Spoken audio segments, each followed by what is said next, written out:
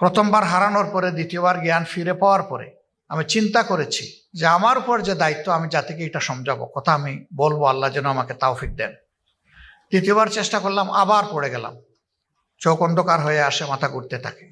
এরপরে যখন আমি বসলাম তখন আমার সহকর্মীরা বারবার আমাকে অনুরোধ করেছেন, আপনি আর কথা বলবেন না। আমি বলেছিলাম, আল্লাহ যতক্ষণ আমাকে জীবিত রাখবেন কথা আমাকে বলতেই হবে ইনশাআল্লাহ। লড়াই আমরা চালিয়ে যাব মানুষের মুক্তির জন্য, যত সময় পর্যন্ত আল্লাহ আমাদেরকে হায়াত দিয়েছে। আমরা থামবো না ইনশাআল্লাহ। হ্যাঁ, জামাতে ইসলামী একাই দেশ বদলাতে পারবে না, গড়তে পারবে না।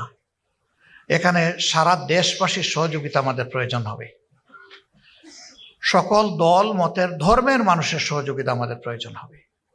আমরা মানুষকে মানুষ হিসাবে দেখার পক্ষে, সম্মান দিয়ে দেখার পক্ষে, সকল মানুষের প্রতি ভালোবাসা অন্তরে ধারণ করার পক্ষে।